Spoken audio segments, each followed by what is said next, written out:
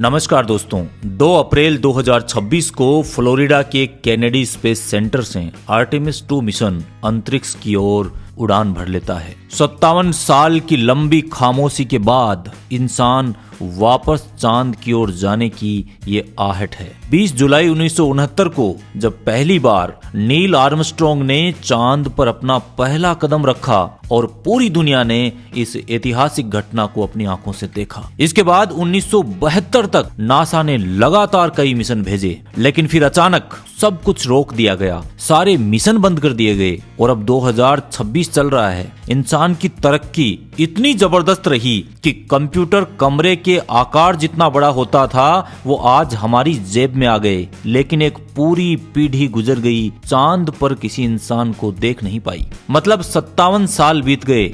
इतने सालों तक इंसान चांद से दूर क्यों रहा? जरा सोचिए, जिस विज्ञान ने हमें चांद तक पहुंचाया, अचानक उसने अपने कदम पीछे क्यों खींच लिए? क्या वहां कुछ ऐसा था जिसने नासा को डरा दिया था, या फिर अंतरिक्ष के अंधेरे से कोई चेतावनी मिली थी? लेकिन अब आधी सदी के लंबे सन्नाटे के बाद नासा ने फिर से चांद की ओर अपना रुख किया है और इस मिशन का नाम रखा है आर्टेमिस 2। तो आज के इस वीडियो में नासा के इस मिशन और आधी सदी की लंबी खामोशी और भविष्य की सबसे बड़ी अंतरिक्ष योजना, इन सब के रहस्यों से पर्दा उठाएंगे।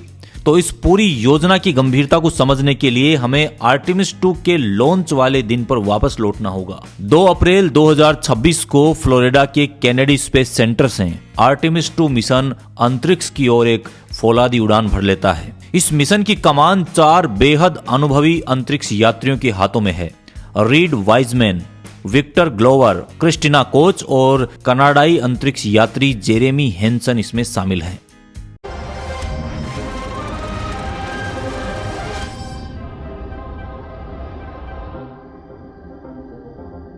पहले दिन अंतरिक्ष यान पृथ्वी के चारों ओर एक अंडाकार कक्षा में रहा। यहाँ अंतरिक्ष यात्रियों ने यान के सभी सिस्टम और लाइफ सपोर्ट सिस्टम की जांच की, जैसे कि कार्बन डाइऑक्साइड स्क्रबर्स। देखिए, जब 4 इंसान एक छोटे से कैप्सूल में सांस लेते हैं तो कार्बन डाइऑक्साइड का स्तर इतनी तेजी से बढ़ता है, इसलिए इसका परीक्षण करना जरूरी है। अब प्रश्न ये उठता है कि इसका परीक्षण तो पृथ्वी पर पहले ही कर लेना चाहिए। देखिए, पृथ्वी पर इसका परीक्षण करना अलग है और अंतरिक्ष के शून्य गुरुत्व आकर्षण में एकदम अलग। तो उन्होंने इसकी जांच की, उसके बाद नेविगेशन और थर्मल कंट्रोल सिस्टम को भी जांचा। जब मिशन कंट्रोल को 100% ये यकीन हो गया कि यान गहरे अंतरिक्ष का तनाव झेल सकता है, तब उन्होंने अपनी अगली प्रक्रिया शुरू की। पृथ्वी की कक्षा में लगभग 24 घंटे बिताने के बाद और जरूरी इंजन बर्न करने के बाद ओरियन यान ने ट्रांस लूनर इंजेक्शन की प्रक्रिया पूरी की। पृथ्वी का भारी द्रव्यमान अंतरिक्ष में एक भारी गुरुत्वाकर्षण बनाता है और इसकी पकड़ से बाहर निकलने के लिए यान के मुख्य इंजन को सही समय और सही कोण पर पूरी ताकत से फायर किया जाता है। ट्रांस लूनर इंजेक्शन इसी का नाम है। इसके जरिए यान पृथ्वी के गुरुत्वाकर्षण को छोड़कर चांद के रास्ते पर आगे बढ़ जाता है। इसके बाद अगले 3 से 4 दिनों तक अंतरिक्ष यात्री स्पेस में चांद की ओर आगे बढ़ते रहे। इस दौरान उन्होंने यान के अंदर कुछ वैज्ञानिक प्रयोग किए और पृथ्वी की भी अद्भुत तस्वीरें ली। मिशन अपने 6वें दिन यानी 6 अप्रैल देर रात और 7 अप्रैल की शुरुआत में चांद के सबसे करीब पहुंचा। ओरियन यान चांद की सतह से लगभग 4000 मील यानी कि 6400 किलोमीटर ऊपर से गुजरा। खास बात यह थी कि इस दौरान अंतरिक्ष यात्रियों ने चांद के उस हिस्से को अपनी आंखों से देखा जिसे पृथ्वी से हम कभी नहीं देख सकते। चांद के पीछे से गुजरते समय इस यान ने पृथ्वी से 2,50,000 मील यानी कि लगभग 4 लाख किलोमीटर से अधिक की दूरी तय की, जो कि इंसानों द्वारा अंतरिक्ष में तय की गई अब तक की सबसे लंबी दूरी का नया रिकॉर्ड है। लेकिन क्या आप जानते हैं कि इस मिशन के दौरान चांद के अंधेरे हिस्से के पीछे पहुंचते ही अंतरिक्ष यात्रियों का नासा से संपर्क पूरी तरह से टूट गया, क्योंकि चांद का अरबों टन का चट्टानी द्रव्यमान पृथ्वी और यान के बीच एक विशाल दीवार की तरह आ गया था, जिससे पूरे 40 मिनट तक संचार पूरी तरह से ठप रहा। इस दौरान भी अंतरिक्ष यात्री खाली नहीं बैठे थे, बल्कि वे मैनुअल ऑप्टिकल नेविगेशन कैमरों को सेट करने, सतह की क्लोजअप मैपिंग करने और ऑर्बिटल बर्न्स करने में व्यस्त थे। और इसी अकेलेपन के दौरान ही ओरियन यान ने चांद के पीछे उस हिस्से से जो पृथ्वी से नहीं देखा जा सकता 4700 किलोमीटर तक उड़ान भरते रहे, पृथ्वी से संपर्क टूटा रहा। और इसी अकेलेपन के दौरान भी ओरियन यान ने चांद के पीछे 4700 किलोमीटर की लंबी दूरी बिना किसी नासा के संपर्क के वो तय करते रहे। और ऐसा करते हुए उन्होंने अपोलो 13 का अंतरिक्ष में सबसे लंबी दूरी का रिकॉर्ड भी तोड़ दिया। इस दौरान पायलट विक्टर ग्लोवर ने कहा कि उन्होंने उस दौरान ऐसे नजारे देखे जिन्हें आज तक किसी इंसान ने कभी नहीं देखा और उन्हें बयान करने के लिए शब्द ही नहीं है। और संचार वापस जुड़ने पर मिशन विशेषज्ञ क्रिस्टिना कोच ने राहत भरी सांस लेते हुए कहा कि पृथ्वी से फिर से आवाज सुनना बहुत शानदार है। इसी के साथ इस मिशन ने एक और नया कीर्तिमान रचा।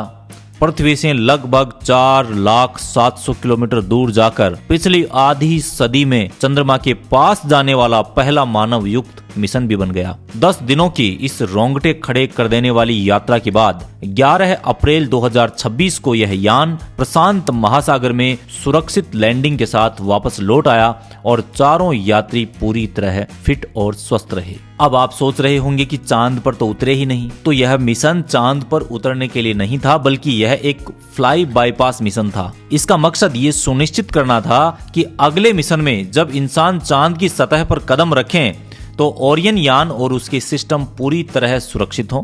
नासा का अगला प्रमुख मानव युक्त मून लैंडिंग मिशन आर्टेमिस 3 2027 में वहां पर लैंड करना निर्धारित है। इसके बाद 2028 की शुरुआत में आर्टेमिस 4 के तहत यात्रियों को चंद्रमा की सतह पर उतारने की योजना है। ये मिशन चंद्रमा के दक्षिणी ध्रुव पर स्थायी उपस्थिति दर्ज करने की दिशा में कार्य कर रहा है। अब सबसे बड़ा सवाल, अचानक नासा ने इस मिशन में हजारों लोगों की मेहनत और 93 अरब डॉलर को क्यों झोंक दिया? इतने दिन अमेरिका चांद पर क्यों नहीं गया और अब अचानक वापसी क्यों? तो इसका जवाब है कि चांद देखने में भले ही सूखा और बंजर लगे, लेकिन हकीकत में वह एक बेशकीमती खजानों का घर है। वहाँ रेयर अर्थ एलिमेंट्स यानी कि दुर्लभ धातुएं, टाइटेनियम और हीलियम का अकूत भंडार है। हीलियम का इस्तेमाल मेडिकल उपकरणों से लेकर सुपर कंडक्टर तक में होता है। लेकिन जिस चीज ने वैज्ञानिकों को सबसे ज्यादा हैरान किया वो है पानी।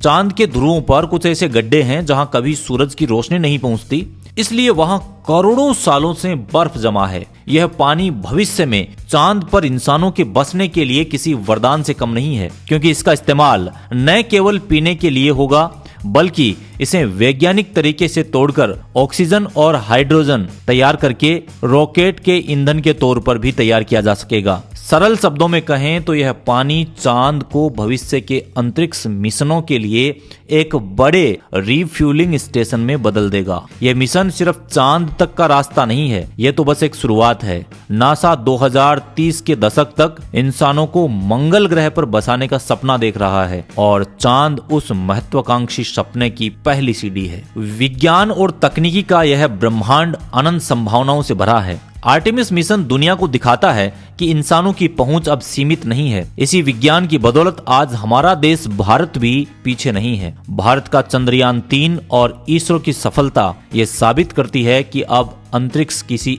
एक देश की जागीर नहीं, विज्ञान की यह मसाल अब हम सब के हाथों में है। तो दोस्तों, विज्ञान को केवल किताबों में न पढ़ें, उसे जिएं, क्योंकि अगला बड़ा आविष्कार शायद आपकी सोच से ही निकलेगा। जय हिंद।